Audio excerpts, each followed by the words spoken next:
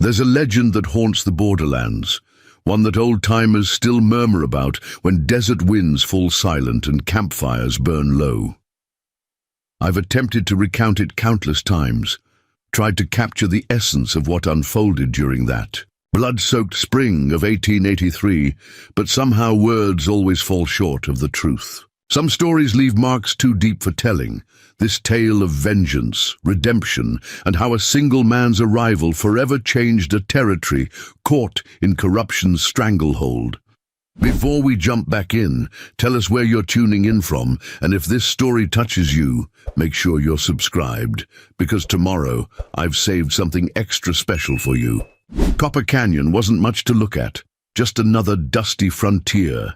Town carved from the unforgiving Arizona territory, the kind of place where hope withered under the merciless sun, they used to say. A single thoroughfare lined with weather-beaten structures, a church whose preacher had fled 3 months earlier, and the Iron Horse Saloon that did more business than all other establishments combined.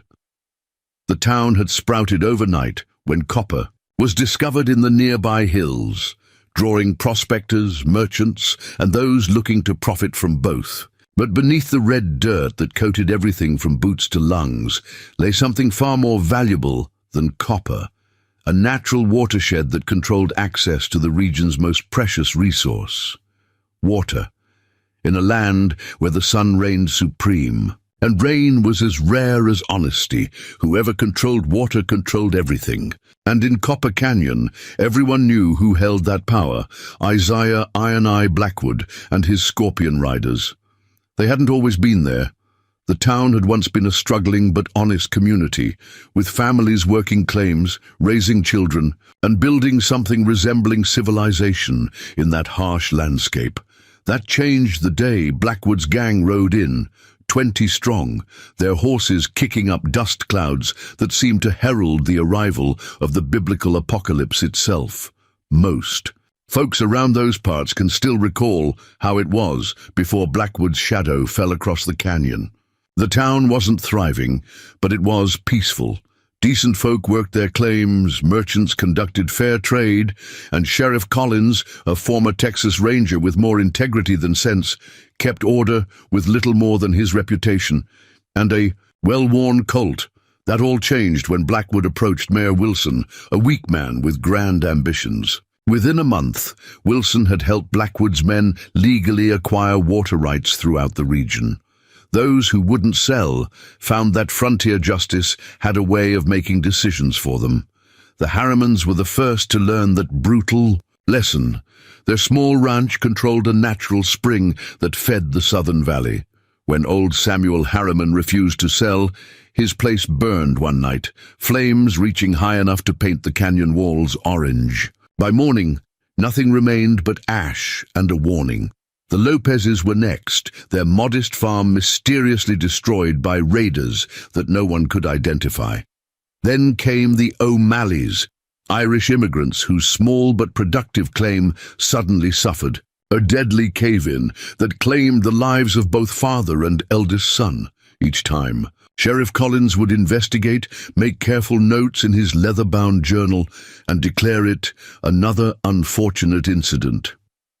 Everyone recognized the hollowness in his voice, the way his eyes no longer met those of the townspeople. The once proud lawman had been reduced to Blackwood's puppet, his tin star tarnished by the compromises he'd made to keep his wife and daughter from joining the growing list of accidents. That's how matters stood when he rode into town, the man whose arrival would unleash a reckoning that would echo across the territory for generations to come. Nobody paid much attention to the dust-covered rider on the steel-grey stallion, another drifter looking to try his luck in the mining business or perhaps just passing through on his way to somewhere more promising. He rode with the easy confidence of a man who had spent most of his life in the saddle, though something in his posture suggested military training rather than cowboy habits. His clothes were trail-worn, but of good quality, black trousers tucked into well-maintained boots, a faded blue shirt under a leather vest, and a dark duster that had seen better days. The wide-brimmed hat pulled low over his eyes concealed most of his features, revealing only a strong jawline darkened by several days' worth of stubble. The stranger dismounted outside Sam Foster's general store with the fluid grace of someone who knew how to conserve energy in a land that mercilessly stripped it away. The only remarkable things about him were the matched Remington revolvers holstered on either hip, not cross-draw like most gunfighters, but positioned for a straight pull, the grips worn smooth from years of use. Matthew Hayes was the name he gave when he signed the ledger at Eleanor Wright's boarding house later that afternoon. When asked his business, he merely replied, "Prospecting," though something in the way his storm-grey eyes surveyed the town suggested he sought something other than copper or gold. Eleanor, a widow who had come west with her husband during more optimistic times, noticed how those eyes lingered on the bullet holes in the saloon's exterior, the way they narrowed slightly at the sight of Sheriff Collins slinking along the boardwalk like a man carrying invisible shackles. "Room's $1 a night," she told him, sliding a key across the desk. "Includes breakfast and supper. We don't allow drinking or gambling on the premises." "Sounds fair," Hayes replied, his voice carrying the soft accent of Texas overlaid with something else, perhaps Virginia or the Carolinas. He paid for a week in advance with freshly minted double eagles that raised Eleanor's eyebrows. Gold like that wasn't common in Copper Canyon, especially among dusty travelers claiming to be prospectors. I remember the morning everything began to shift. The first tremors of the earthquake that would eventually level what Blackwood had built. The sun hadn't yet burned the chill from the air when Mayor Wilson was in his office, drowning his coward's conscience in a bottle of Kentucky bourbon. I paid him an unexpected visit, bringing the scent of gunpowder and menace with him. Blackwood wasn't a physically imposing man. Average height, lean rather than muscular, with prematurely silver hair that contrasted sharply with his youthful face. But his left eye, damaged in some long-ago conflict and clouded with a milky film, seemed to see right through a person's defenses, calculating their weaknesses with mathematical precision. The mayor's hands trembled as he attempted to explain his concerns about the stranger who had ridden into town 2 days prior. Hayes had been asking questions, subtle inquiries about water rights, mining claims, and the unfortunate incidents that had reshaped property ownership throughout the region. Just one man, Wilson, Blackwood had remarked, voice carrying that distinctive rasp from the same injury that had claimed his eye. Surely Sheriff Collins can handle it. Of course, Wilson had stammered, whiskey courage failing him. But there's something about this one, Isaiah. The way he watches, the way he listens. Not like other drifters. Blackwood was smarter than his brutish lieutenants. His reputation for calculated violence was matched only by his strategic mind.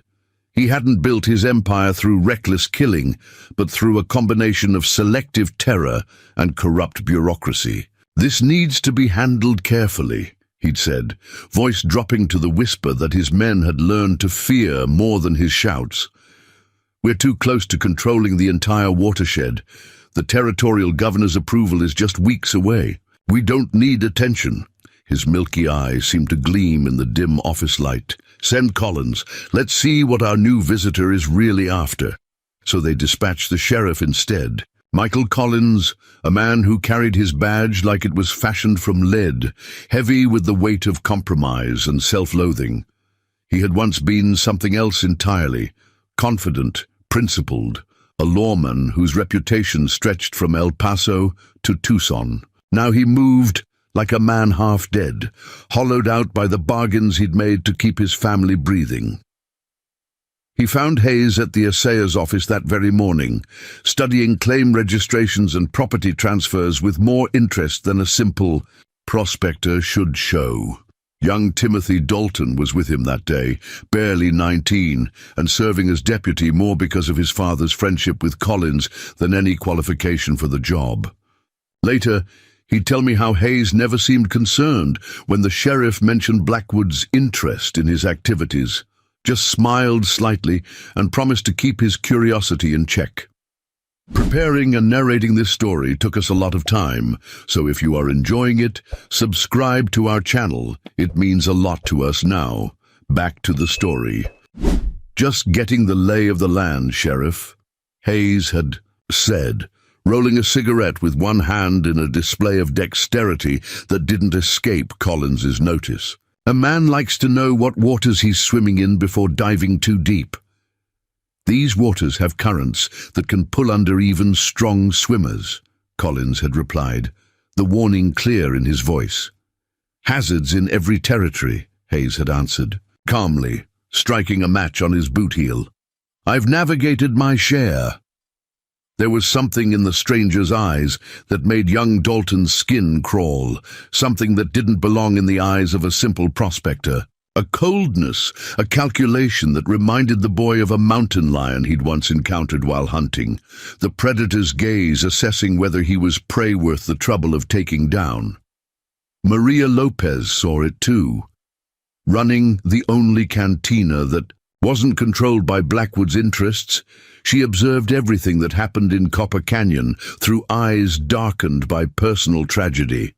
She watched Hayes walk into her establishment that same morning, moving with a purpose that belied his relaxed expression. "Senor Hayes," she greeted him, wiping down the scarred wooden counter with a rag that had once been white. "What can I offer you today?" "Coffee, if you have it," he replied, placing a coin on the counter, "and perhaps some local knowledge. If you're willing to share." Maria studied him carefully. At 35, she had experienced more hardship than most people twice her age. After losing her husband to one of Blackwood's accidents and her brother to a mining cave-in that everyone knew was deliberate, she had somehow kept her small business running through a combination of fierce determination and the fact that her cantina served the Mexican workers, whom Blackwood's saloon refused to admit. "The knowledge can be dangerous in Copper Canyon, senor," she said quietly, glancing around her empty establishment as if the adobe walls might have ears. "More dangerous than dynamite." "I've handled both," Hayes replied, something flickering in his eyes that suggested more truth than boast. Maria hesitated, then leaned closer. "Blackwood controls everything here now, the water, the mines, even the law. Sheriff Collins used to be a good man until Blackwood threatened his family." Her voice dropped even lower. "Those who resist disappear, or worse." "And those who disappeared?" Hayes asked, though something in his tone hinted he already knew the answer. "They leave only grieving families." Maria's words hung in the air like gunsmoke after a firefight. 11 families since winter. The Harrimans were the first, burned alive in their home. Their daughter Elena still hasn't spoken a word since that night. That's when something changed in Hayes's expression, a flash of steel beneath the prospector's careful facade. Later folks would say that was the moment everything truly began, though none of us recognized it then. The way he held himself shifted just for a second, like a card player accidentally revealing his hand. "Tell me about the Harrimans," he said, voice deceptively casual. Maria's reply was interrupted by the arrival of 3 Scorpion riders, Blackwood's men making their morning rounds to remind businesses of their protection obligations. Leading them was Victor Crane, Blackwood's right hand, a mountain of a man whose brutality was legendary even by frontier standards.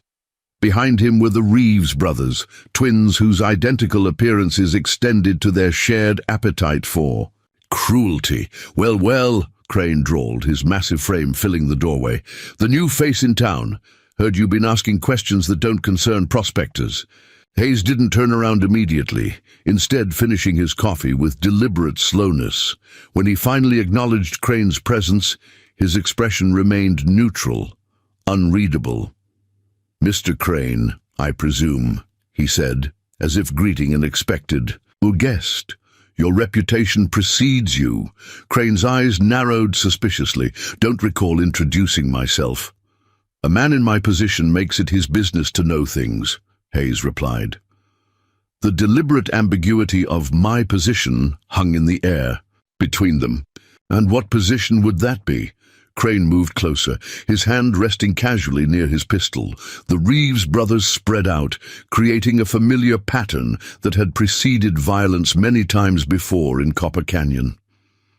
Hayes stood, and something in the fluid economy of his movement caused Crane to hesitate imperceptibly. Just a man looking for opportunity, same as anyone else in these parts. Well, opportunity in Copper Canyon has rules.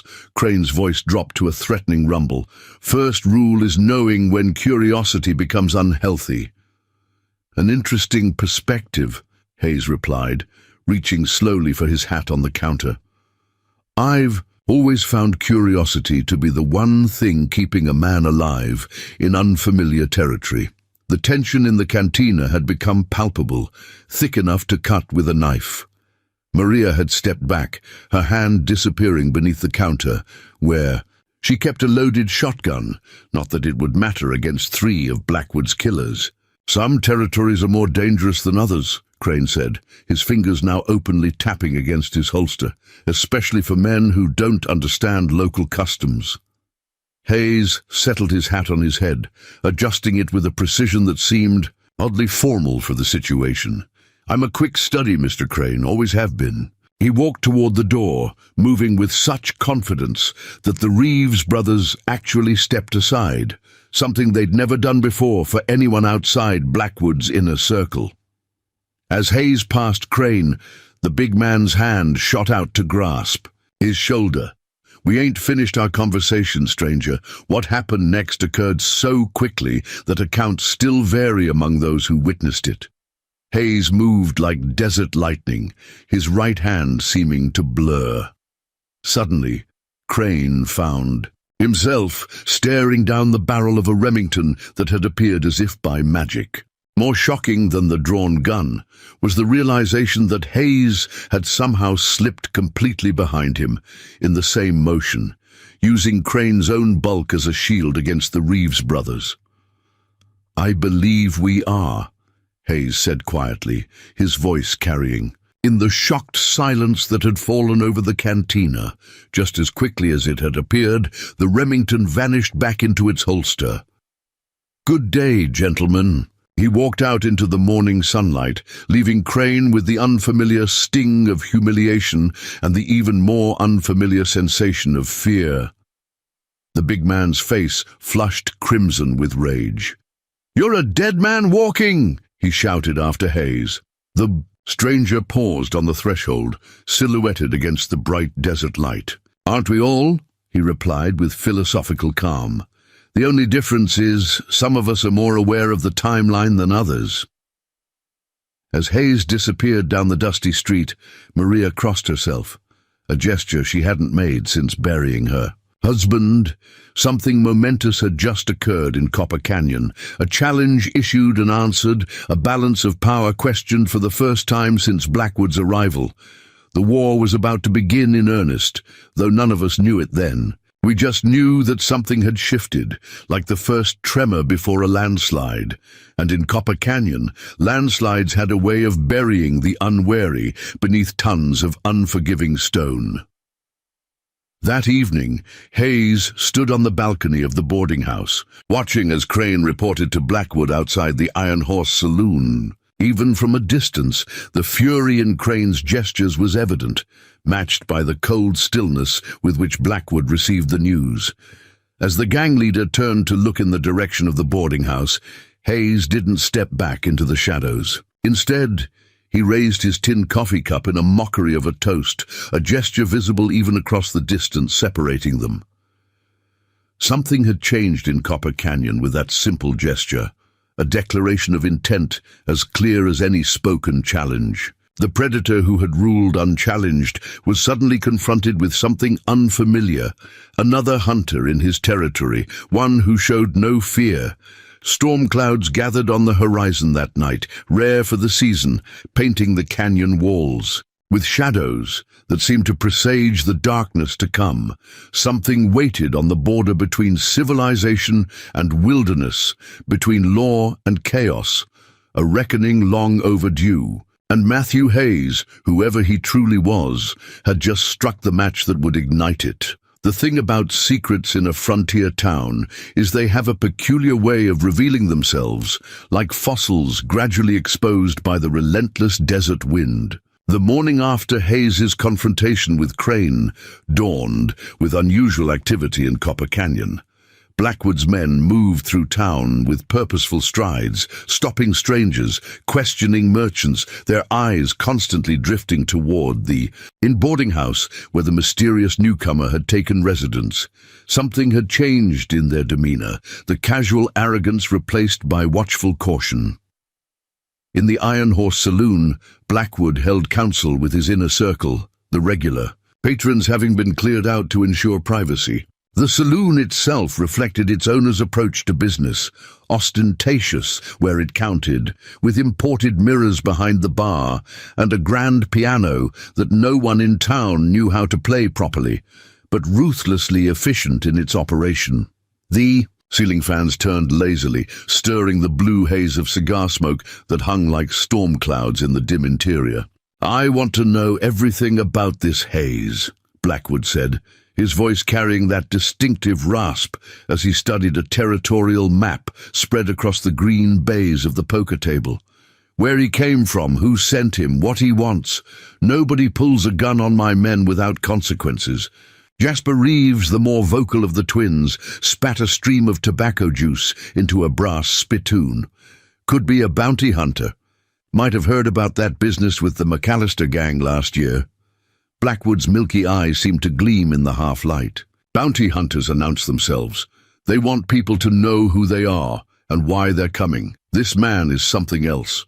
He traced a finger along the map, following the watershed that had become the foundation of his power.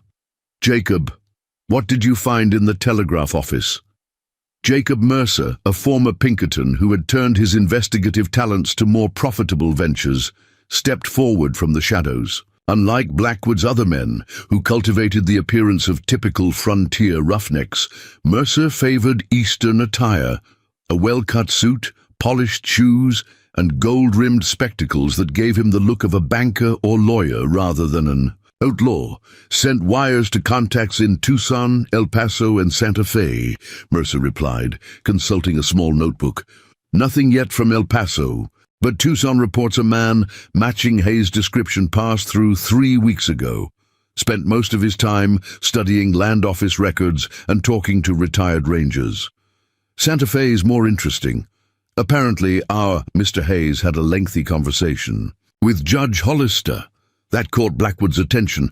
Judge Malcolm Hollister was known throughout the territory as an incorruptible jurist with a particular hatred for land fraud. More concerning still, he was expected to preside over the territorial water rights hearing next month, the very hearing that would legitimize Blackwood's control of the region's water. What else? Blackwood's voice had dropped to that dangerous whisper. "He paid for everything with double eagles, same as here. Fresh from the mint." Mercer adjusted his spectacles. "Government money." "Marshal's service," Crane suggested, absently rubbing his wrist where Hayes's grip had left an impressive bruise. "Marshals travel with paperwork and announce their authority," Blackwood replied, his expression thoughtful. "This is something else." He was silent for a moment, then, "Victor, you've dealt with Army Scouts before. Could he be military?" Crane shook his head. "Not current, maybe former. There was something in how he moved." The big man frowned, struggling to articulate what his instincts had recognized. "Reminded me of those Apache trackers the Army uses. Except he's obviously no Indian. It's like he was always ready, always watching everything at once." "Could be Pinkerton," Mercer suggested. "They sometimes operate without announcing themselves, building cases quietly." Blackwood tapped his fingers against the map, a rhythmic pattern that those who knew him recognized as a sign of deep thought. "Whatever he is, he's a problem that needs solving before the territorial hearing. Jacob, keep digging. I want to know who Matt Hayes really is." He turned to Crane. "In the meantime, Let's see how our visitor responds to a proper Copper Canyon welcome. As Blackwood's men dispersed to their tasks, they remained unaware of the small figure crouched beneath the open window at the back of the saloon. Miguel Lopez, Maria's 12-year-old son, had developed a talent for moving unseen and unheard, skills born of necessity in a town where information meant survival. The boy slipped away, keeping to the shadows, as he hurried toward his mother's cantina, where, to his surprise, he found Hayes seated at a corner table, sharing a late breakfast with the most unexpected company imaginable, Sheriff Collins himself. The lawman looked uncomfortable, constantly glancing toward the door, as if expecting Blackwood's men to burst in at any moment. Hayes, by contrast, appeared perfectly at ease, cutting his steak with the same deliberate precision he seemed to apply to everything. "You're either the bravest man I've ever met, or the most foolish," Collins said quietly, his voice barely carrying, to where Miguel had positioned himself behind the kitchen curtain. "Pulling a gun on Victor Crane is usually the last mistake a man makes in this town." "I didn't pull on him," Hayes replied calmly. "I merely ensured he understood the relative positions we occupied at that moment." Collins gave a bitter laugh. "Semantics won't matter when Blackwood decides you're a problem that needs solving. And is that why you're here, Sheriff, to solve the problem I present?" There was no challenge in Hayes's tone, merely curiosity. Collins stared down at his untouched coffee. "I'm here because you remind me of someone I used to know. A man who believed law meant something even in places like this." "And what happened to this man?" The sheriff's eyes, haunted by years of compromise, met Hayes. He died a little each time he looked in the mirror, until one day there was nothing left but the shell you see before you. Hayes studied the lawman with that penetrating gaze that seemed to strip away pretense. "There's always a choice, Sheriff." "Is there?" Collins leaned forward, voice dropping further. "When they hold a gun to your daughter's head, when they promise to make your wife suffer before she dies, what choice did I have?" "The same one you have now," Hayes replied. For the first time, his voice carried an edge of steel beneath its calm surface. "The choice to remember the badge you wear was meant to protect people, not predators." Before Collins could respond, the cantina's door swung open to admit Elena Harriman, escorted by Maria Lopez. The girl couldn't have been more than 16, with haunted eyes that had seen horrors no child should witness. Since the night her parents perished in the fire that consumed their ranch, Eleanor hadn't spoken a word, a silence more damning than any testimony. Hayes rose immediately, removing his hat with a gesture that spoke of genuine respect rather than mere politeness. For an instant, Sheriff Collins saw something in the stranger's eyes that sent a chill down his spine. A flash of raw emotion quickly mastered but unmistakably there, a combination of compassion and something darker, something that reminded Collins of mountain lions preparing to pounce. "Miss Harriman," Hayes said gently, "I appreciate your willingness to meet with me. I understand how difficult this must be." Elena merely nodded, her eyes wary as a cornered colt's. Maria guided her to the table, keeping a protective hand on the girl's shoulder. "She still doesn't speak," Maria explained softly, "but she can write. I've brought paper." She placed a small slate and chalk on the table. Hayes nodded, then turned to Collins. "I believe you have other duties to attend to, Sheriff." It wasn't a question, and for a heartbeat, Collins bristled at the dismissal. Then understanding dawned. Hayes was offering him deniability. If Blackwood learned the sheriff had met with Hayes, it could be explained as an official warning. If he stayed for what came next, there would be no such explanation. "Mind yourself, Mr. Hayes," Collins said as he stood, attempting to reclaim some authority. "Copper Canyon has laws." "Indeed it does," Hayes replied evenly.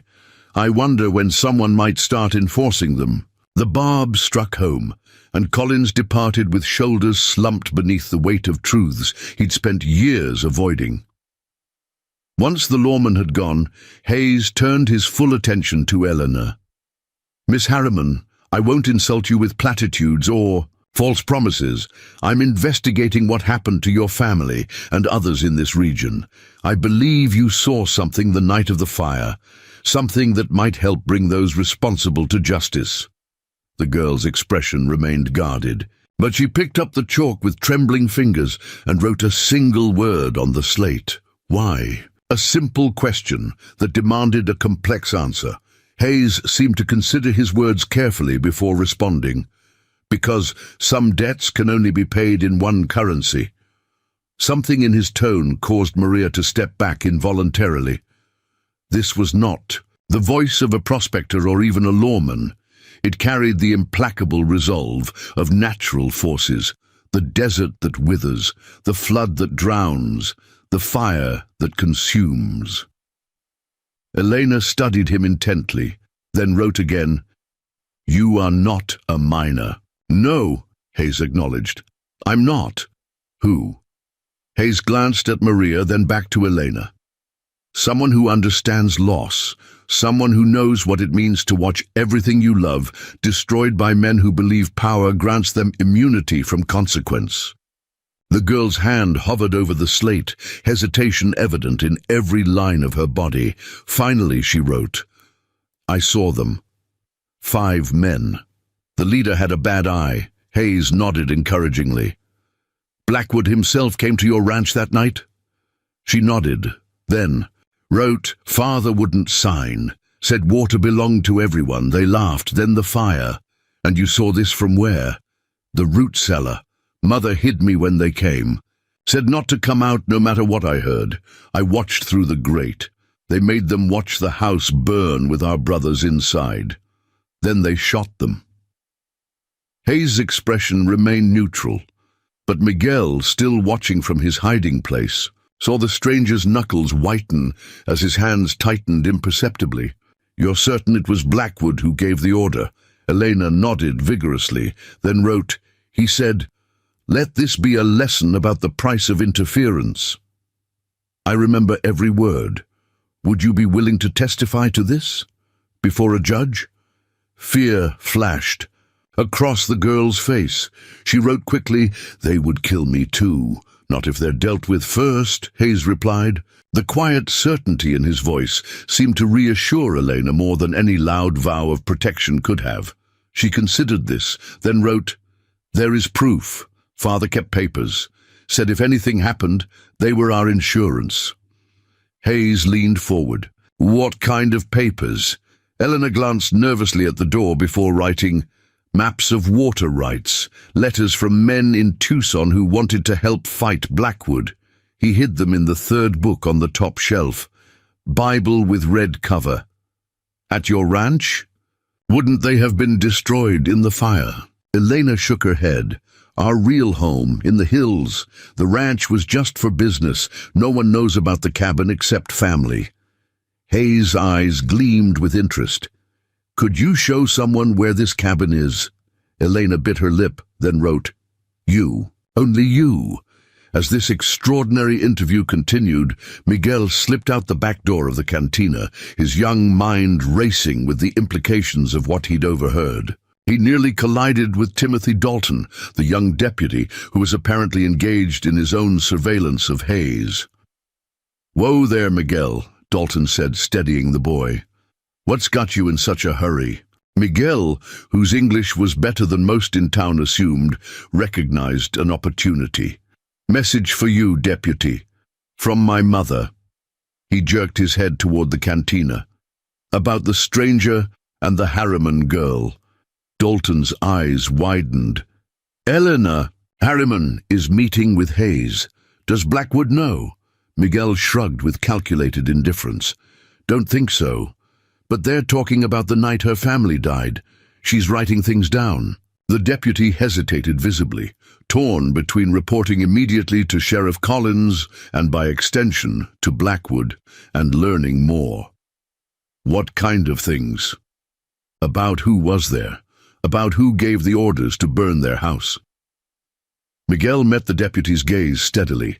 About who shot her parents while making them watch their home burn with their sons inside. Dalton's face paled. Like many in Copper Canyon, he had accepted the official story that the Harriman Ranch had been destroyed by Apache raiders. Even knowing Blackwood's methods, this level of brutality shocked him. "You sure about this, boy?" Miguel nodded solemnly. "She wrote it all down. Said Blackwood was there himself." Something shifted in the young deputy's expression, a hardening around the eyes, a tightening of the jaw. "Does Hayes... is he planning to do something about it?" "Don't know," Miguel replied honestly, but he asked if she would tell a judge. Dalton absorbed this information, clearly struggling with its implications. Finally, he reached a decision. "Miguel, listen carefully. Don't tell anyone else what you heard. It could be dangerous." He pressed a coin into the boy's hand. "Go straight home and stay there." As Miguel hurried away, Dalton remained rooted in place, the internal battle evident on his youthful features. Whatever he decided in that moment would shape not only his own fate, but potentially the future of Copper Canyon itself. Meanwhile, in the hills overlooking the town, Blackwood scouts had established a perimeter around a small, weather-beaten cabin that had somehow escaped notice during the systematic acquisition of water rights throughout the region. The structure was well concealed among juniper trees and boulders, accessible only by a narrow trail that would be easy to defend. More importantly, it commanded a view of 3 converging valleys, each containing streams that fed into the main watershed that Blackwood sought to control. "This changes things," Jacob Mercer murmured, studying the cabin through his field glasses. "According to the land office, this entire section belongs to the Harriman estate. If they have legitimate deeds to these water rights, the territorial hearing could go against us." Ezekiel Reeves, the more tactical of the twins, spat thoughtfully. "Seems to me a problem like this calls for a more permanent solution. Girl's the only Harriman left. Accidents happen." Mercer lowered his glasses, giving Reeves a cold stare. "That accident approach is precisely what's brought us under scrutiny. The girl has survived 1 fire already. A second would raise questions we don't want asked at the territorial level." He returned his attention to the cabin. "No, we need those documents, and we need to handle this with more finesse than previous operations." "Boss won't like complications this close to the hearing," Reeves observed. "The boss appreciates being fully informed of potential obstacles," Mercer replied, "particularly those that might be turned to advantage." "How do you figure that?" A thin smile crossed Mercer's face. "Consider, what if our mysterious Mr. Hayes were discovered in possession of stolen property belonging to the Harriman estate? What if, in the process of apprehending this thief, he resisted arrest and had to be shot by our dutiful sheriff?" Understanding dawned on Reeves' weather-beaten face. 2 birds, 1 stone. Precisely. Mercer packed away his field glasses. "But timing is critical. We need to ensure Hayes leads us to whatever evidence the Harrimans collected, then eliminate both him and the documents in a way that appears legitimate to outside observers." "And the girl?" Mercer's expression hardened. "Grief can be overwhelming for the young. Perhaps in her despondency over discovering her family's nemesis had stolen their last possessions, she might take drastic action. Tragic, but not uncommon in these circumstances." As they made their way back down the trail, neither man noticed. The silent figure watching from a higher ridge. A man whose skill at moving through wilderness rivaled that of the Apache scouts Crane had mentioned. Hayes had followed Blackwood's men at a careful distance, confirming his suspicions that they had been scouting the countryside systematically. Now he watched them depart, his expression unreadable, but his eyes calculating. Back in town, the afternoon brought new developments. A stagecoach arrived from Tucson, an unusual occurrence given that regular service had been redirected after Blackwood's takeover of local transportation routes. More unusual still was its passenger, a distinguished-looking gentleman in his 60s, impeccably dressed despite the rigors of frontier travel, who introduced himself to Eleanor Wright as Judge Malcolm Hollister. "I wasn't expecting the territorial circuit for another month," Eleanor said as she showed him to the boarding house's best room, directly across the hall from Hayes's quarters. "A change of plans, Mrs. Wright," Hollister replied, removing dust from his sleeve with fastidious care. "Certain matters in this region require more immediate attention than I had anticipated." Word of the judge's arrival spread through Copper Canyon like wildfire through summer dry grass. By evening, the town had divided into factions, those who saw Hollister's presence as a harbinger of liberation from Blackwood's stranglehold, and those who feared the retribution that would inevitably follow any challenge to the established order. Sheriff Collins found himself in an impossible position, torn between his oath to uphold the law, which required him to provide security for a federal judge, and his forced allegiance to Blackwood, who would expect him to undermine Hollister's effectiveness by any means necessary. His internal struggle manifested physically as he paced the boardwalk outside his office, occasionally pausing to stare at the faded daguerreotype of his wife and daughter that he kept in his pocket watch. "Troubled conscience, Sheriff?" The voice came from the shadows beside the jailhouse. Hayes materialized seemingly from nowhere. Collins flinched. "Keeping an eye on our distinguished visitor?" "As are you," Hayes observed mildly, "though I suspect with different objectives."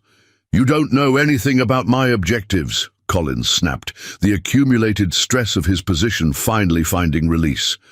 "I know more than you might think." Hayes stepped into the pool of light cast by the office. "Lantern. I know you were decorated for bravery during the Mason County War. I know you tracked the Reynolds gang across 3 territories when everyone else had given up. I know you were once considered for a marshal's badge before you chose to settle. Here with your family." Collins stared at him, shock evident on his features. "How could you possibly—" "I make it my business to understand the men I'm dealing with," Hayes interrupted, "just as I understand that Blackwood holds your family hostage to ensure your cooperation. Your wife and daughter living in comfortable seclusion at his ranch outside town, not as guests but as prisoners." The sheriff's hand dropped to his pistol. "You're walking on dangerous ground, Hayes." "We all are," Hayes replied calmly. "The difference is I've chosen my ground carefully. Judge Hollister didn't come here by accident or routine assignment. He came because evidence of Blackwood's operations has reached territorial authorities. Evidence that, when combined with Elena Harriman's testimony, will be sufficient to bring charges not just against Blackwood, but against everyone who has enabled his enterprise." He let that sink in before adding, "including compromised law enforcement officials." Collins' face had gone ashen in the lamplight. "You're not just a prospector." "Did you ever truly believe I was?" The sheriff's shoulders slumped. "What do you want from me?" "The same thing you once wanted for yourself," Hayes replied. "A chance to restore what was taken. A chance to remember what that star on your chest is supposed to mean." Before Collins could respond, gunshots erupted from the direction of the Iron Horse Saloon, 3 in rapid succession, followed by shouts and the sound of breaking glass. The sheriff's head snapped up, years of ingrained response temporarily overriding his moral quagmire. Hayes's expression didn't change, but something in his eyes suggested he had been expecting this development. It would appear Blackwood has made his opening move. He stepped back into the shadows. "Time to decide which side of the law you're standing on, Sheriff." As Collins hurried toward the disturbance, Hayes moved in another direction entirely, toward the boarding house where Judge Hollister had taken residence and where Blackwood's real strategy was about to unfold. The diversion at the Iron Horse Saloon accomplished exactly what Blackwood intended, drawing attention away from his real objective. While Sheriff Collins and most of the town's inhabitants rushed toward the commotion, a shadow detached itself from the alley beside the boarding house. Curtis Reed, Blackwood's most accomplished burglar, moved with practiced stealth toward the rear entrance, lockpicks already in hand. His instructions were precise. Locate Judge Hollister's documentation regarding the territorial water rights case and replace key pages with carefully forged alternatives that would legitimize Blackwood's claims. The forgeries themselves represented weeks of meticulous work by Jacob Mercer, whose talents extended beyond investigation to include a masterful hand at document falsification. If successful, the substitution would undermine any legal challenge to Blackwood's water monopoly while appearing completely legitimate to casual inspection.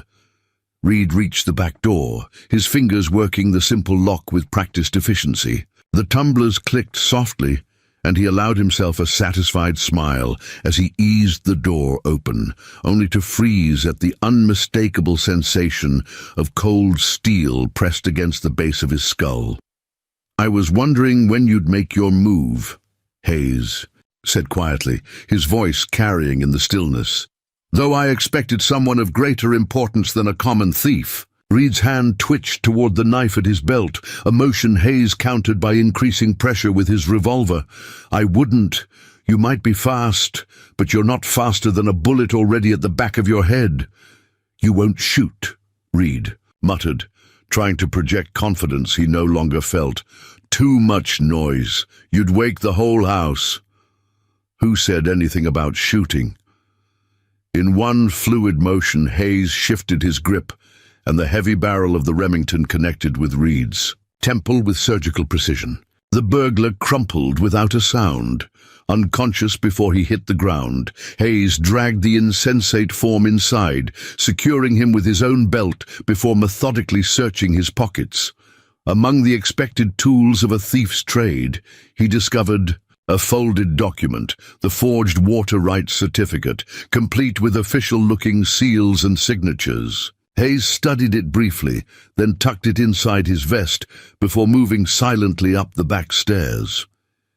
He found Judge Hollister waiting in his room, a shotgun balanced across his knees. Despite his age and formal attire, the judge projected the unmistakable air of a man accustomed to frontier justice. "Was beginning to think your intelligence was flawed, Hayes," he remarked dryly. The timing was slightly off, Hayes conceded, but the approach was exactly as predicted. He produced the forged document. "They're getting desperate." Hollister examined the forgery with professional interest. Excellent craftsmanship, would likely have passed cursory inspection, especially in a frontier court with limited resources. He set it aside. "Did you secure the Harriman girl's testimony?" "Written and signed," Hayes confirmed, along with directions to a cabin containing additional documentation of Blackwood's methods. The judge nodded in satisfaction. "Then we have what we need for initial warrants. The territorial governor has authorized federal marshals, but they're still 2 days out." His eyes met Hayes's with pointed significance. "That leaves a considerable window during which Blackwood might take counteractions." "I'm counting on it," Hayes replied, his expression revealing nothing of his thoughts. His position is compromised, and he knows it. Men like Blackwood become most dangerous and most careless when cornered. A sudden commotion from the street below drew their attention. Moving to the window, they observed Sheriff Collins returning from the saloon, his face tight with barely contained fury. Behind him, 2 deputies dragged a bloodied figure. Timothy Dalton, the young deputy who had spoken with Miguel earlier that day. "Interesting development," Hollister murmured. "Your assessment?" Hayes studied the scene with narrowed eyes. "Dalton's been asking questions about the Harriman case. If he's under arrest, it suggests he found answers Blackwood doesn't want shared, or he's being framed to further discredit any opposition," the judge suggested. "Either way, it accelerates our timeline." Hayes checked his Remingtons with practiced efficiency. Judge, I suggest you secure your door and remain armed tonight. Things are about to escalate. Hollister's weathered face creased in a grim smile. This isn't my first frontier jurisdiction, Hayes. I came prepared for escalation. He patted the shotgun. Old Persuader here has settled more legal arguments than all my written opinions combined. Dawn broke over Copper Canyon with an uneasy stillness that experienced frontiersmen recognized as the calm before violence. Word had spread through town that Deputy Dalton had been arrested for allegedly attempting to steal evidence in a murder. Investigation, specifically the documented accounts of the Harriman raid. More troubling were the whispers that Elena Harriman herself had disappeared from the room above Maria's cantina, where she had been staying. Hayes moved through the awakening town with deliberate calm, his bearing unchanged despite the palpable tension. He entered the sheriff's office to find Collins slumped behind his desk, a half-empty bottle of whiskey testifying to a sleepless night. "Where's the girl?" Hayes asked without preamble. Collins looked up, his bloodshot eyes reflecting inner turmoil. "Blackwood's men took her around midnight, claimed it was for her own protection after Dalton's betrayal." The self-loathing in his voice was unmistakable. "I didn't stop them." "And Dalton?" "Cell in the back. Pretty badly worked over. Crane has a particular talent for persuasive techniques that don't leave visible marks." Hayes regarded the sheriff with cool assessment. "Yet you're still here, wearing that badge, instead of riding to Blackwood's ranch to rectify your failure." Collins's hand slammed against the desk. "What would you have me do? My wife and daughter are there. The moment I make a move against Blackwood, they're dead." "Perhaps," Hayes acknowledged, his tone softening almost imperceptibly. "Or perhaps you've allowed that fear to blind you to other possibilities." He leaned forward. "Your family is leverage, only as long as you're useful to Blackwood. What happens when that usefulness ends, when Judge Hollister's evidence is presented regardless of your cooperation? Do you imagine Blackwood will simply release them with his thanks?" The sheriff's face went ashen as the logic penetrated his alcohol-dulled mind. "There's another consideration," Hayes continued relentlessly. "Your daughter is no longer a child, Sheriff. She's what, 17 now? Ask yourself what happens to attractive young women in camps run by men like Blackwood." Collins surged to his feet, rage momentarily overcoming his despair. "You son of a bitch!" "Yes," Hayes cut him off. "I am. Because sometimes that's what's required to make a good man remember who he is." He held the sheriff's gaze unflinchingly. "Now, are you going to help me save your family and this town, or are you going to sit here drinking while everything you once cared about is destroyed?" The raw challenge hung in the air between them, a gauntlet thrown at the feet of a man who had spent years compromising until compromise had become his defining characteristic. For a long moment, Collins stood frozen in indecision, trapped between fear and duty. Then slowly, deliberately, he removed his badge and placed it on the desk. "Not as sheriff," he said quietly. "I don't deserve to wear this star anymore. But as Michael Collins, as a husband and father, I'll help you." Hayes nodded, satisfied with this first victory. "Then let's start by speaking with your deputy." They found Timothy Dalton curled on the cell's single cot, his young face discolored, with bruises, one eye swollen shut. Despite his condition, he struggled to sit upright when he recognized his visitors. "Sheriff," he managed through split lips. "I tried to tell you—" "I know, Tim," Collins interrupted, shame evident in his voice. "I should have listened. They're going to kill Elena," Dalton continued urgently. "I overheard Crane talking to the Reeves brothers. Once they get the documents from the cabin, there's no reason to keep her alive. They plan to make it look like she killed herself out of grief." Hayes exchanged glances with Collins. "When?" "Today. They're moving everything forward because of Judge Hollister's arrival," Dalton winced as he shifted position. There's something else. Blackwood's bringing in reinforcements. Gunmen from the Cross T outfit over in Sonora. 20 hard cases due to arrive on the afternoon stage.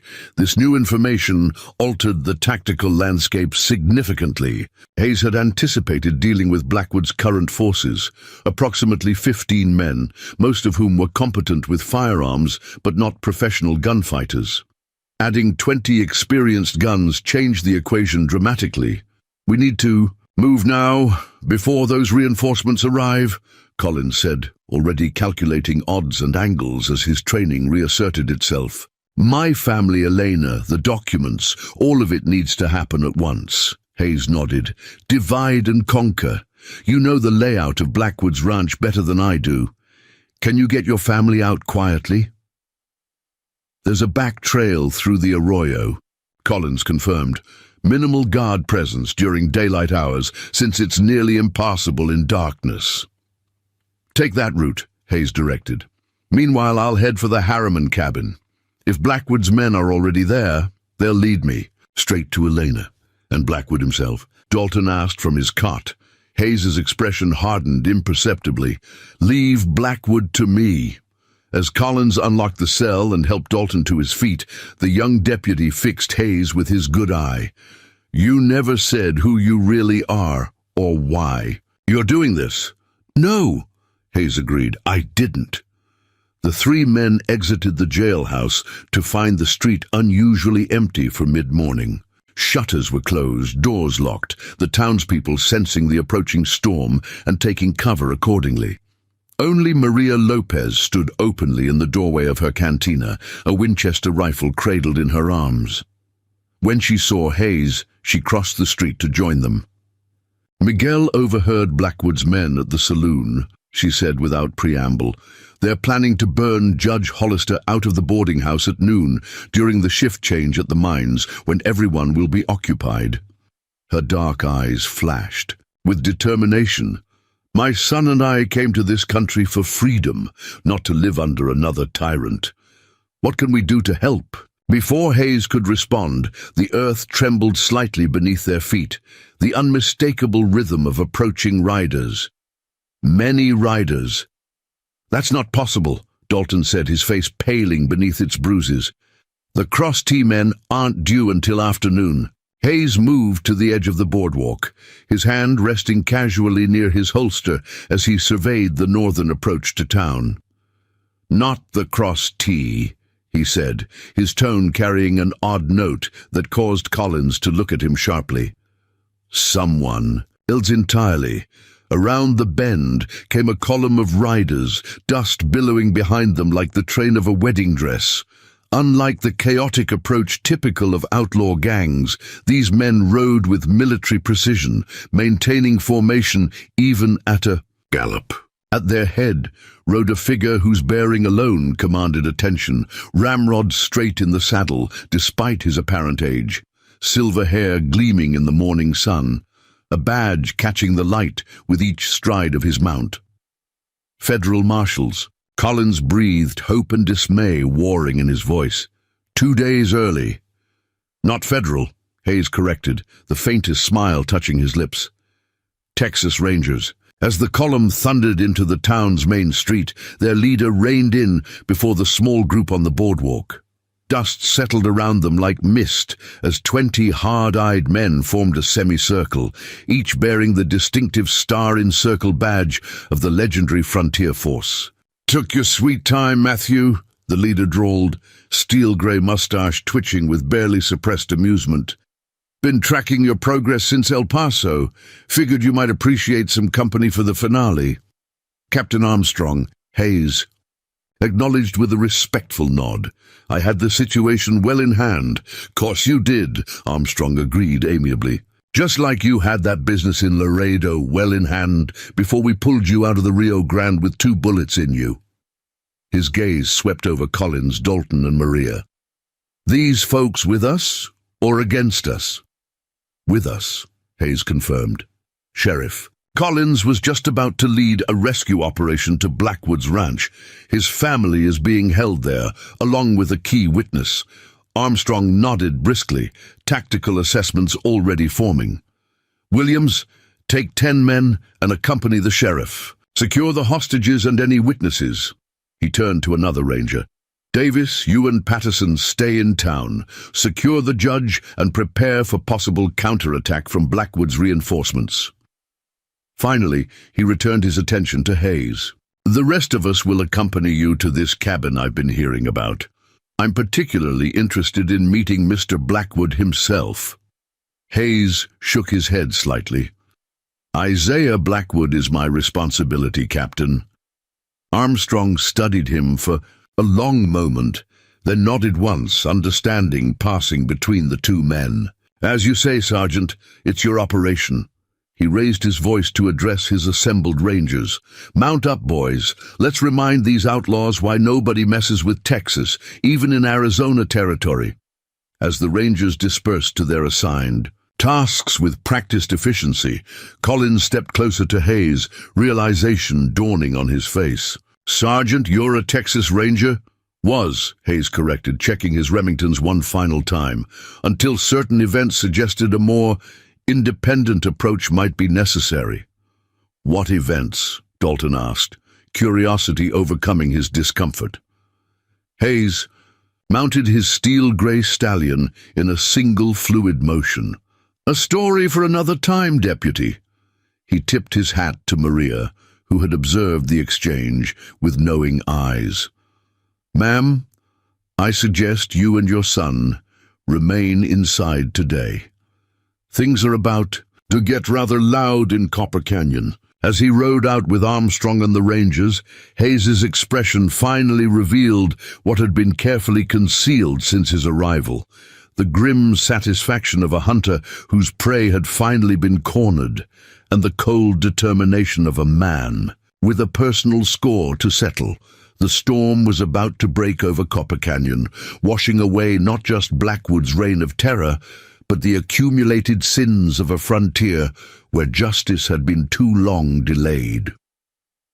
News travels with supernatural speed in frontier territories, a phenomenon that has confounded many an outlaw who discovered their carefully guarded plans were somehow common knowledge by sundown.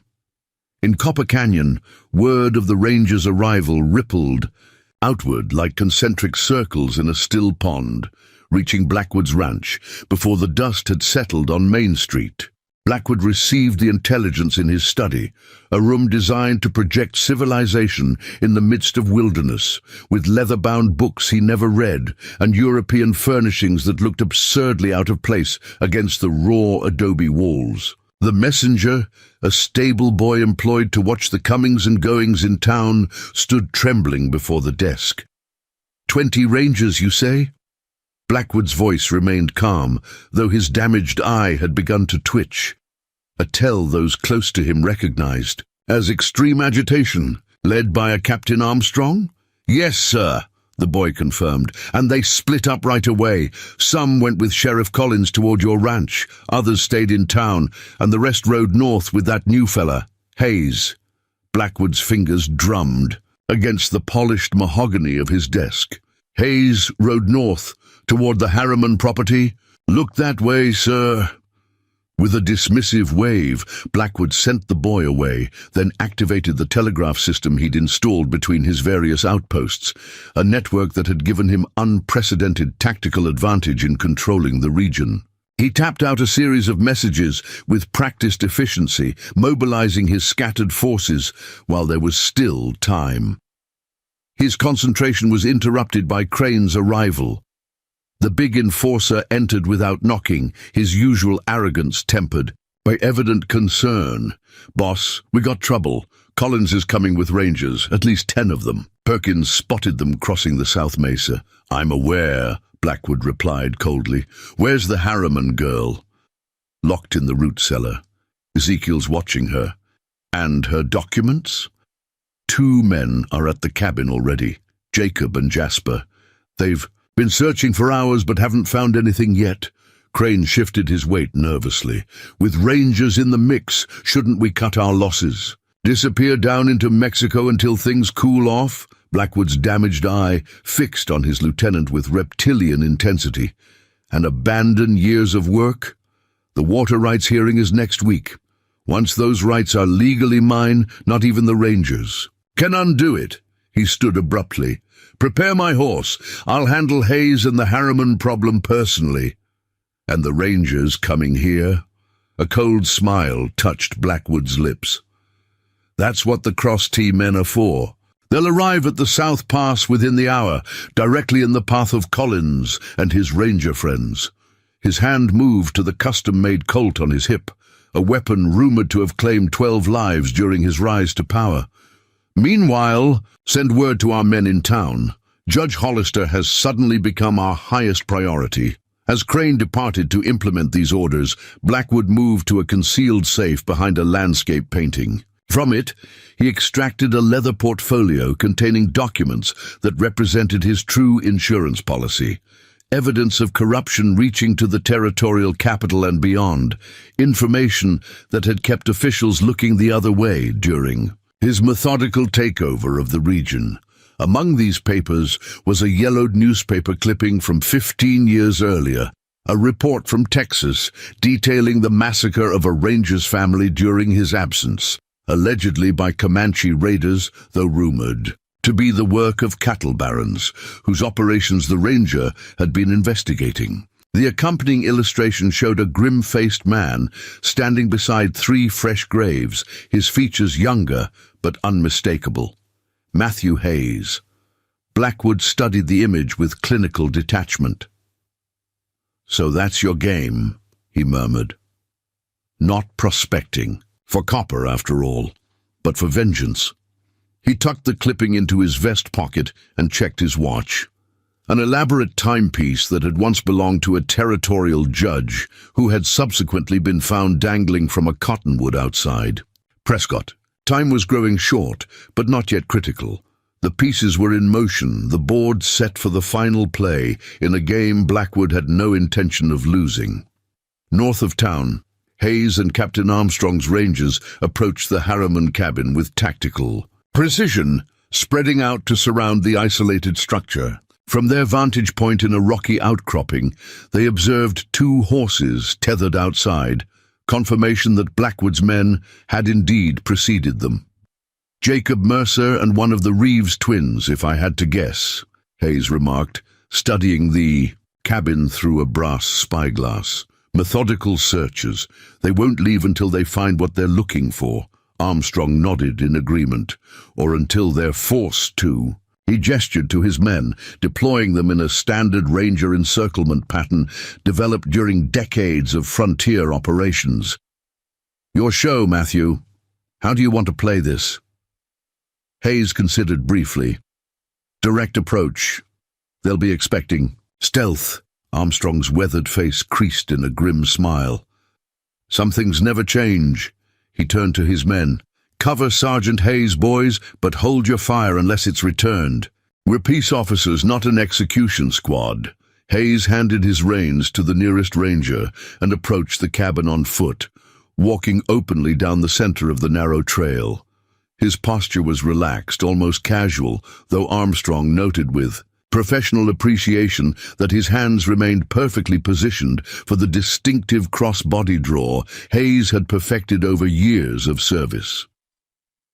50 yards from the cabin, a warning shot kicked up dust at his feet. Hayes continued forward without breaking stride. "That's close enough," Jasper Reeves called from a window. "Next one goes through your head." Hayes stopped, maintaining a conversational distance. "Afternoon, gentlemen. Lovely day for a robbery. Private property," came Jacob Mercer's cultured voice. "We're here on legitimate business for the legal owner. That would be Elena Harriman," Hayes replied evenly, "who, last I checked, was being held against her will at Blackwood's ranch." He smiled thinly. "I have a squad of Texas Rangers surrounding this position who can verify my facts if you'd care to step outside." A tense silence followed this announcement.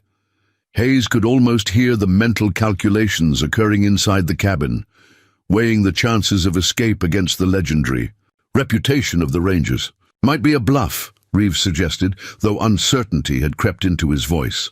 Might be, Hayes agreed pleasantly. Care to bet your life on it? Another pause. Then Mercer's voice again. What are your terms? Simple. Surrender your weapons and exit with your hands visible. You'll be taken into custody and guaranteed a fair trial for your various activities in Copper Canyon. And if we decline this generous offer? Hayes shrugged with elaborate indifference. Then I burn you out. This cabin has one door, 2 windows, and a roof dry as tinder after 3 months without rain. You do the arithmetic. The door cracked open slightly. We're coming out, Mercer called. Don't shoot. 2 gun belts sailed through the opening, landing in the dust. Then Mercer emerged, hands raised, his usual dapper appearance somewhat diminished by dust and sweat. Reeves followed reluctantly, his expression murderous. Where's the Harriman girl? Reeves demanded as Rangers materialized from cover to secure them.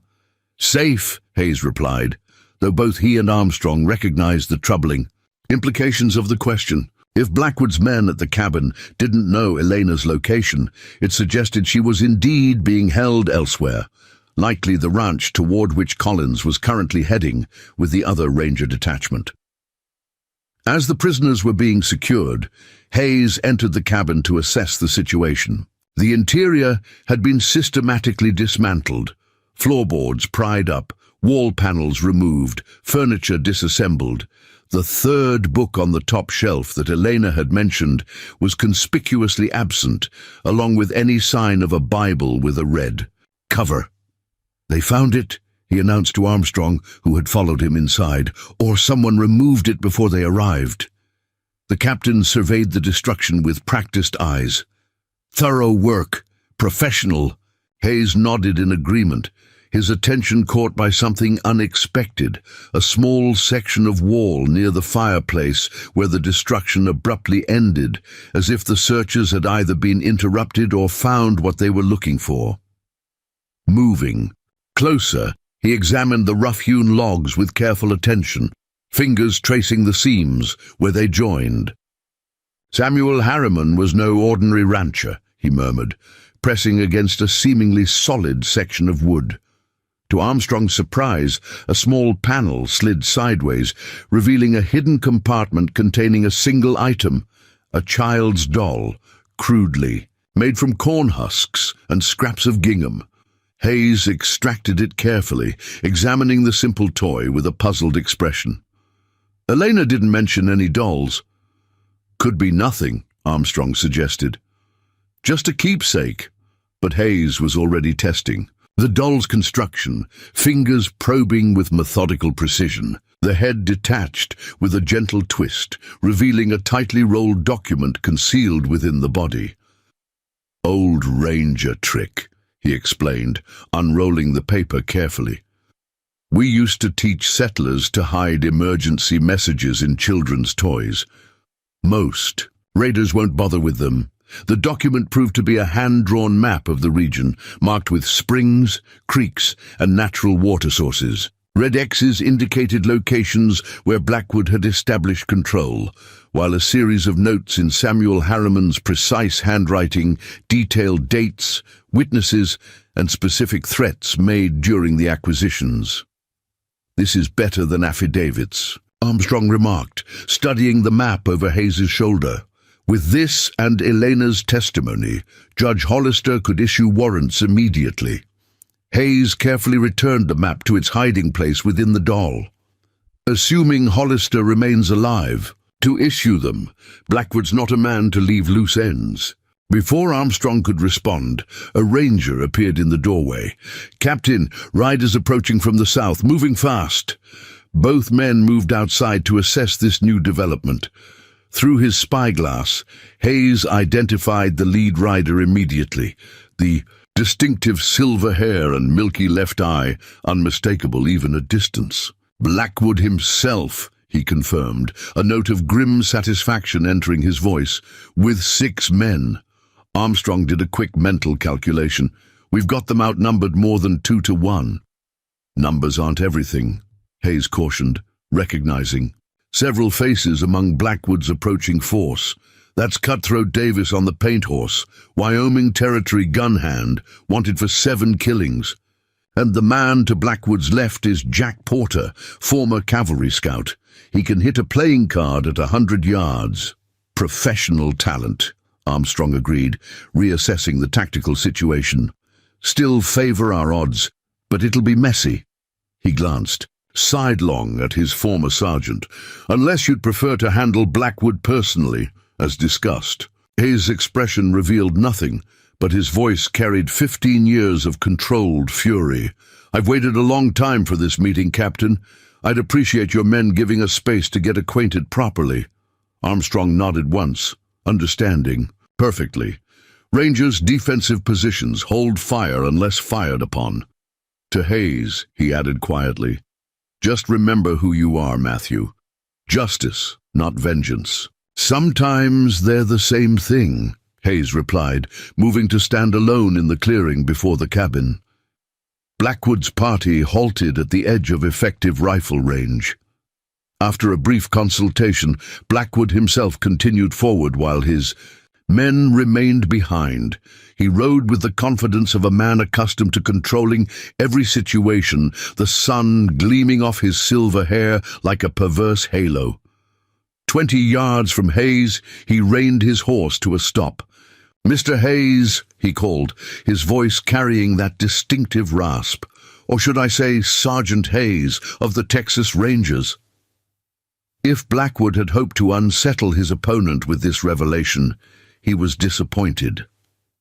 Hayes merely inclined his head, slightly, as if acknowledging an expected move in a chess game. "You seem well informed about my history," he replied calmly, "though not well enough to avoid this confrontation." Blackwood smiled thinly. "I make it my business to understand my adversaries, Sergeant, just as you've been studying me since your arrival in Copper Canyon." He withdrew the yellowed newspaper clipping from his vest pocket, including why a decorated ranger might suddenly appear in my territory asking questions about land acquisitions and water rights. Hayes's expression remained impassive, though something flickered in his eyes at the sight of the clipping. "And what conclusions have you drawn?" "That this isn't about water rights at all." Blackwood tapped the clipping meaningfully. "It's about what happened at Broken Spur Creek 15 years ago, about a ranger who returned from patrol to find his wife and children murdered by Comanche raiders, who somehow left no tracks, used American ammunition, and knew exactly when he would be absent." "You seem remarkably well versed in those details," Hayes observed, his voice deadly quiet. Blackwood's damaged eye twitched slightly. "Professional interest. I was still establishing myself in those days, learning the business from more experienced operators like James Bartlett." The name hung in the air between them. James Bartlett, the cattle baron whose operations Hayes had been investigating before the massacre, the man who had mysteriously disappeared shortly thereafter, presumed dead in a river crossing, though. His body was never recovered. "Bartlett was your mentor," Hayes said, pieces finally locking into place. "That explains your methods, the same mixture of legal manipulation and strategic violence." "He was a visionary," Blackwood confirmed. "He understood that the frontier requires a certain flexibility in applying civilization's rules. A lesson I've implemented successfully here in Arizona Territory. Until now." Blackwood's hand moved casually toward his ornate Colt. "That remains to be determined, Sergeant. You may have rangers at your back today, but legal proceedings take time. Witnesses disappear. Evidence is lost. Judges reconsider their positions when family members face sudden dangers." Hayes's eyes hardened to the color of gunmetal. "Not this time. Elena Harriman's testimony, combined with her father's documentation, is enough to end your operation permanently. The territorial governor himself has taken an interest in the case." "The girl won't be testifying," Blackwood replied coldly. "Bye." Now she's experiencing the same tragic accident that befell her family, a regrettable case of history repeating itself. For the first time since his arrival in Copper Canyon, Hayes's careful control slipped, just slightly, but enough for Blackwood to recognize the raw fury beneath the disciplined exterior. It was exactly the reaction he had been seeking. "Angry men make mistakes, Sergeant," he continued, deliberately provocative. "Just as your anger led you away, and from your family that day at Broken Spur. If you'd been there instead of pursuing Bartlett, perhaps they might have lived." Hayes's right hand drifted closer to his Remington, the movement almost imperceptible. "You're trying to unbalance me, Blackwood. It won't work, won't it?" Blackwood's smile was reptilian. "I've studied you, Hayes.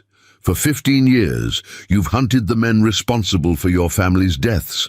One by one, they've met with unfortunate accidents. 7 men connected to Bartlett's operation, 7 mysterious deaths. The Ranger Code, abandoned for personal vengeance. Around them, the world seemed to contract, narrowing to just these 2 men locked in the deadly dance that had been building since Hayes first rode into Copper Canyon. Behind Blackwood, his gunman watched intently, hands hovering near weapons. Among the rocks surrounding the clearing, Armstrong's Rangers maintained their disciplined cover, rifles trained on the outlaws but awaiting orders. "I'm offering you a choice," Blackwood said, voice dropping to that dangerous whisper. "Leave now with your Rangers, and Elena Harriman lives. Continue this futile crusade and she dies, along with Sheriff Collins and his family, Judge Hollister, and anyone else who's aided you." He paused, milky eye gleaming, "including that Mexican woman and her boy." Hayes studied him for a long moment, as if weighing not just the current threat, but 15 years of accumulated grief and rage. When he finally spoke, his voice had changed, deeper, older somehow, carrying the weight of decisions that could never be undone. "You've made a critical error in your calculations, Blackwood." His hand remained near, but not on his weapon. "You assume I'm operating outside the law, that vengeance has consumed everything I once stood for. The evidence suggests otherwise," Blackwood replied. 7 dead men tell a compelling story." Hayes shook his head slightly. 7 men faced justice for their crimes, some at the end of a rope after legal trial, others while resisting arrest. Each death documented, witnessed, and recorded in Ranger archives. His eyes never left Blackwood's face. "Because despite everything that happened at Broken Spur, I remembered one critical truth that men like you and Bartlett never understood." "And what might that be?" Blackwood's hand now rested openly on his Colt. "That the law isn't just words on paper or a badge on a man's chest. It's a promise that no one stands above justice, that power doesn't grant immunity from consequence." Hayes's voice carried across the clearing with quiet authority. "I've pursued you by legal means, Blackwood. Gathered evidence properly, secured witnesses through legitimate channels. Not for vengeance, but because that's the oath I took." Blackwood's damaged eye twitched more pronouncedly now, his carefully constructed control beginning to fracture. "Noble sentiments from a man who's about to die. My offer stands. Leave now, or bear responsibility for the blood that follows." "I'm not going anywhere," Hayes replied with calm finality. "And neither are you, except to face Judge Hollister's court and answer for your crimes." He nodded toward the distant ridge, where dust plumes indicated approaching riders. "That would be the 2nd Ranger detachment returning from your ranch, by the way, with Sheriff Collins, his family, and Elena Harriman safely in their custody." For the first time, uncertainty flickered across Blackwood's face. "Impossible. The Cross T Riders, intercepted by territorial marshals at the South Pass as planned," Hayes finished for him. "Your reinforcements won't be arriving. Your hostages are free, and your operation is finished." His voice hardened. "The only question remaining is whether you'll face justice like a man or force us to deliver it at gunpoint. It was, in every sense, a perfect trap, sprung with the precision that had made Hayes legendary among the Rangers. Blackwood found himself in the one situation he had spent his entire criminal career avoiding. Cornered, outmaneuvered, with no leverage remaining and no path to escape. In that moment of realization, something fundamental shifted in his expression, a calculating coldness replaced by something more primal. The veneer of civilization that had always distinguished him from common outlaws cracked completely, revealing the true nature beneath. "You think you've won," he snarled, his voice rising from whisper to shout. "But men like us don't surrender. Hayes, we don't bow to badges or courts." His hand closed around the grip of his Colt. "If I'm going down, I'm taking you with me." Time seemed to compress as Blackwood drew his weapon, a movement he had practiced thousands of times. A motion that had ended the lives of a dozen men who believed themselves faster or more skilled than the silver-haired devil of Copper Canyon. But Matthew Hayes had spent 15 years preparing for this precise moment. 15 years honing reflexes that had already been exceptional when he wore the Ranger Star. His Remingtons cleared leather with a speed that defied human perception, moving in that distinctive crossbody draw that had become his signature. 2 shots rang out, so close together they sounded almost as one. Blackwood's shot went high, the bullet whining harmlessly into the Arizona sky. Hayes's round found its mark with surgical precision, striking the outlaw's gun hand and sending the ornate Colt spinning into the dust. The impact knocked Blackwood from his saddle, and he landed, hard, clutching his shattered wrist as his horse bolted in panic. "Hold fire!" Armstrong bellowed to his Rangers as Blackwood's men instinctively reached for their weapons. "Next man who draws dies where he stands." The authority in the captain's voice froze the outlaws momentarily, long enough for them to absorb their tactical situation. Surrounded by Rangers in superior positions, their leader down, the smart play was obvious even to hardened gunmen. One by one they raised their hands in surrender. Hayes approached the fallen Blackwood, Remington still drawn but aimed groundward. Blood soaked the outlaw's sleeve, his face contorted with a mixture of pain and disbelief. For a man accustomed to controlling every situation, this final defeat was almost incomprehensible. "You could have killed me," Blackwood managed through gritted teeth. "Why didn't you?" Hayes holstered one Remington, keeping the other trained casually on his adversary. "Because that would be execution, not justice." He knelt beside the fallen man, voice pitched for Blackwood's ears alone. "And because death is too quick, too easy for what you've done. I want you to live, Blackwood, live to stand trial, live to hear the evidence against you presented in open court, live to watch everything you built crumble to dust." A commotion from the trail announced the arrival of the 2nd Ranger Detachment.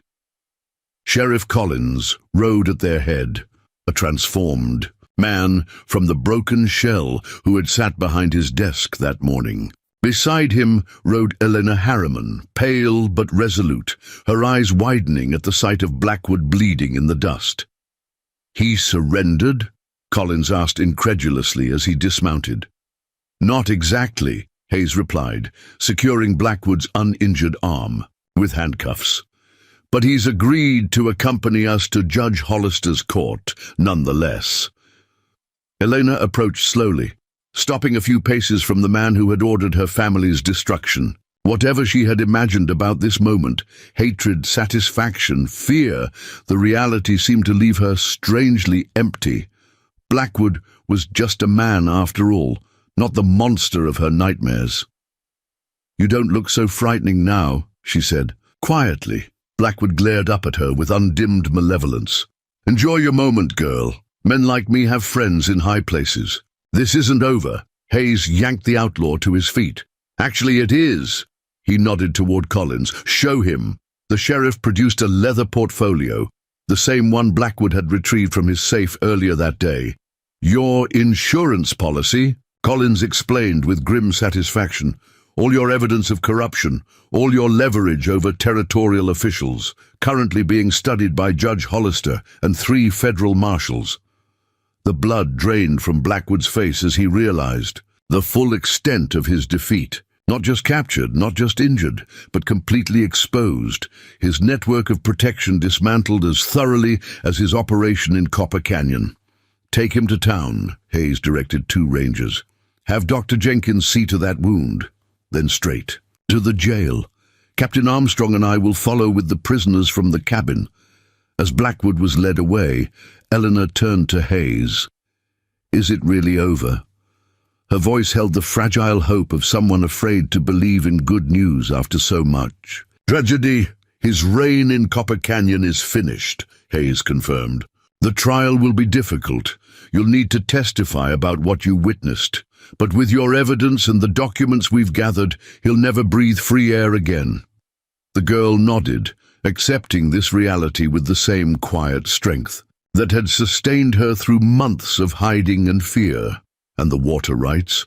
My father always said they belonged to everyone, not just those with money or guns. Judge Hollister has already indicated he'll invalidate all of Blackwood's claims," Armstrong interjected, joining their conversation. "The territorial governor is appointing a commission to ensure fair distribution. Your father's vision will be honored, Miss Harriman." For the first time since the night her family died, Elena smiled, a tentative expression like the first spring blossom after a harsh winter. He would have liked that.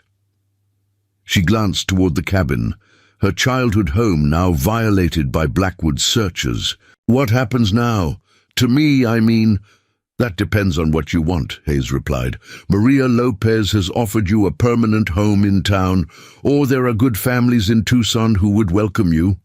And the ranch? Legally yours. You could sell it, or when you're older, return and rebuild." Elena considered this, her young shoulders squared with premature maturity. "I think I'll stay with Mrs. Lopez for now. Learn her business, then someday when I'm ready, come back here." Her gaze swept across the familiar landscape of her childhood. "This land is in my blood. My father used to say we don't really own it, we're just its caretakers for the next generation." As the Rangers secured their prisoners and prepared for the return to Copper Canyon, Sheriff Collins approached Hayes with an extended hand. "I owe you more than I can ever repay. My family, this town, all of us." Hayes clasped the offered hand firmly. "You paid your own debt, Sheriff, when you chose to stand up today. That badge means something again because of your actions, not mine. Will you stay? Help us rebuild properly this time." There was genuine hope in Collins' voice. "Copper Canyon could use a man like you." "My work here is finished," Hayes replied, his gaze drifting toward the distant horizon. "There are other Blackwoods, other towns under their shadow. The frontier still needs cleaning up." Captain Armstrong joined them, having overheard this exchange. "The Rangers would welcome you back, Matthew. Your badge is waiting whenever you're ready to claim it." For a long moment, Hayes stood silent, weighing 15 years of solitary pursuit against the community of men he had once been proud to serve alongside. "Perhaps," he finally conceded, "after I settle a few more outstanding accounts." As they mounted up for the ride back to town, young Deputy Dalton worked up the courage to ask the question that had lingered since the Rangers' arrival. "Mr. Hayes, sir," he began hesitantly, "what really happened 15 years ago at Broken Spur Creek?" Hayes regarded the young man thoughtfully, seeing something of his former self in Dalton's earnest face. "A lesson I hope you never have to learn, Deputy." He adjusted his hat against the afternoon sun. "That justice delayed isn't always justice denied. It just requires more patience, more commitment, and occasionally—" "A faster draw?" Dalton suggested. A rare smile crossed Hayes's weathered features. "That too." The company of lawmen rode toward Copper Canyon, where Judge Hollister awaited with warrants and the machinery of legal justice. Behind them stretched the long shadow of the Harriman cabin, its secrets finally revealed, its ghosts perhaps finding some measure of peace in the day's events. As for Matthew Hayes, his expression revealed little of his thoughts, but those who looked closely might have noticed a subtle change. The vigilant tension that had marked him since his arrival in Copper Canyon had eased slightly, one burden lifted from shoulders that had carried too many for too long. One account settled, others still waiting, but for today justice had prevailed in its purest form, not as vengeance, but as the restoration of balance to a community long held in fear's grasp. Autumn painted Copper Canyon in burnished gold and copper hues, 3 months after Blackwood's fall. The town had transformed like the turning leaves, no longer a place of whispered fears and downcast eyes, but a community rebuilding itself on stronger foundations. The Territorial Circuit Court had delivered its verdict 2 weeks earlier. Isaiah "Iron Eye" Blackwood, guilty on all counts: murder, extortion, fraud, and conspiracy. The sentence: life imprisonment at Yuma Territorial Prison, a fate many considered worse than hanging. His key lieutenants received similar sentences, while those who cooperated with authorities earned reduced terms. Justice, long delayed in Copper Canyon, had finally arrived with the decisive finality of desert thunder. On this particular morning, Sheriff Collins stood on the boardwalk outside his office, watching as workers installed a new sign above what had once been the Iron Horse Saloon. Cooper Mining Exchange and Community Hall now gleamed in fresh paint, a symbol of the town's economic rebirth under legitimate enterprise. Quite a change, observed Judge Hollister, who had extended his stay to oversee Copper Canyon's transition. 3 months ago, this street belonged to thugs and extortionists. Now business owners are forming associations, miners are establishing fair practices. Collins nodded, satisfaction evident in his expression. The Water Commission starts work next week too. Elena Harriman will represent her family's interests, youngest delegate in territorial history. Remarkable young woman, Hollister agreed. Her testimony was what truly sealed Blackwood's fate. Not a dry eye in the courtroom. Their conversation was interrupted by the arrival of Maria Lopez, who had emerged as an unexpected civic leader during the Reconstruction. Her cantina now served as an unofficial town hall, where representatives of all constituencies, American miners, Mexican laborers, merchants and ranchers, gathered to discuss community matters on equal footing. "The stagecoach is arriving," she announced. "You asked to be informed, Sheriff." Collins checked his pocket watch, a new one, purchased to replace the timepiece that had held the photograph of his captive family. Now that photo sat framed on his desk, his wife and daughter safe at home, rather than held as Blackwood's insurance. "Right. On time," he remarked, an unusual note of anticipation in his voice. "I believe it's carrying someone we should all welcome properly." Together they walked to the stage depot where a small crowd had already gathered. The weekly coach from Tucson approached in a cloud of dust, the team of 6 horses thundering down the main street before the driver expertly reined them to a halt before the depot platform. As the dust settled, the door opened to reveal a tall figure in the unmistakable buckskin jacket and distinctive hat of the Texas Rangers. Captain Armstrong stepped down, acknowledged the welcomes from those who recognized him, then turned to assist the coach's second passenger, Elena Harriman, returning from her testimony at the territorial capital. "Miss Harriman," Collins greeted her formally, though his expression carried fatherly pride. "The town's been quieter without you." "Then I'll have to make up for lost time, Sheriff," she replied with the hint of a smile. The past months had wrought significant changes in the girl. She stood straighter, spoke with quiet authority, her eyes clear of the haunted shadows that had dimmed them since her family's murder. Not healed completely. Such wounds never truly disappeared, but strengthened by purpose and justice served. Armstrong shook hands with Collins and Hollister. Thought I'd personally escort our star witness home. The governor sends his compliments on how you've managed things here. We've had help, Collins acknowledged. Speaking of which, his eyes scanned the arriving coach and waiting area with barely concealed expectation. Armstrong understood the unspoken question. He's not coming, Michael, at least not today. A flash of disappointment crossed the sheriff's face. I was hoping to thank him properly. We all were. Matthew Hayes isn't one for ceremonies or gratitude, the captain replied. Never was, even before Broken Spur. He handed Collins an envelope. But he did send this. Inside was a brief letter in Hayes's precise handwriting, along with a small object wrapped in oilcloth. Collins read silently, then carefully unwrapped the package to reveal a badge.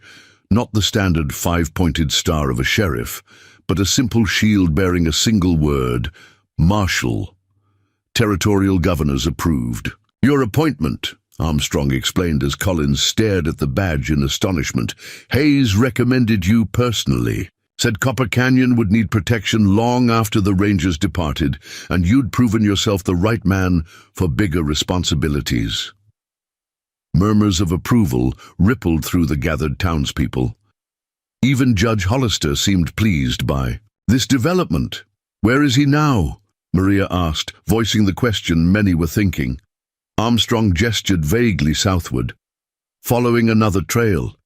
There were names in Blackwood's papers, connections to operations in New Mexico territory. Matthews investigating. Alone? Collins asked, concern evident in his voice. A slight smile touched the captain's weathered face. Not entirely. 2 rangers are shadowing him, at a respectful distance. He pretends not to notice. They pretend he doesn't know they're there. It's an arrangement we've all come to accept. As the gathering dispersed, Elena lingered behind, studying the distant mountains with thoughtful eyes. He's hunting the men who killed his family, isn't he? She asked Armstrong quietly. The ones Blackwood protected. The captain regarded her with surprise. How did you know about that? Blackwood talked too much when he thought I was just a frightened girl, she replied. And I learned to listen carefully. She turned to face Armstrong directly. Will Sergeant Hayes find what he's looking for? Armstrong considered this question with the weight it deserved. Justice, perhaps. Peace? He shook his head slightly. Some wounds don't heal completely, Miss Harriman. You might understand that better than most. Then someone should tell him what he told me, she said with unexpected wisdom. That living well is its own vindication. That rebuilding what was destroyed honors those we've lost more than vengeance ever could. Later that evening, as sunset painted Copper Canyon in hues of fire and shadow, Sheriff, now Marshal Collins, stood on the hill overlooking the transformed town. Lanterns glowed in windows that had once been shuttered in fear. Music drifted from the community hall, and the steady rhythm of the stamp mill marked prosperity, returning under legitimate enterprise. You should see it, Hayes, he said to the empty air. What you helped build here. Only the desert wind answered, carrying the scent of sage and promise across landscapes where other towns might still languish under the shadow of men like Blackwood. Towns that might, in the fullness of time, receive their own unexpected visitor, a quiet man with storm-grey eyes and matched Remingtons, bringing long-delayed justice with hands faster than lightning. In Copper Canyon, they still tell the story when night falls and campfires burn low, the legend of the stranger who rode in alone and faced down the most dangerous gang in the territory. Some swear he was a ghost, others that he was vengeance incarnate. The truth, as always in frontier tales, remains somewhere in between. But all agree on one thing. Sometimes justice arrives not with thundering hooves and blazing guns, but with the quiet determination of a single man who refuses to let evil stand unchallenged. A man who reminds us that no tyrant, no matter how powerful, can withstand the reckoning that comes when good people find the courage to stand together in the light. And if you're riding the lonely trails of the territories and encounter a solitary figure on a steel-grey stallion moving with purposeful determination toward some distant horizon, tip your hat in respect, but stay well clear of trouble. For that may be Matthew Hayes, the fastest gun in the West, still balancing the scales. One outlaw at a time. Up next, you've got 2 more standout stories right on your screen. If this one hit the mark, you won't want to pass these up. Just click and check them out, and don't forget to subscribe and turn on the notification bell so you don't miss any upload from us.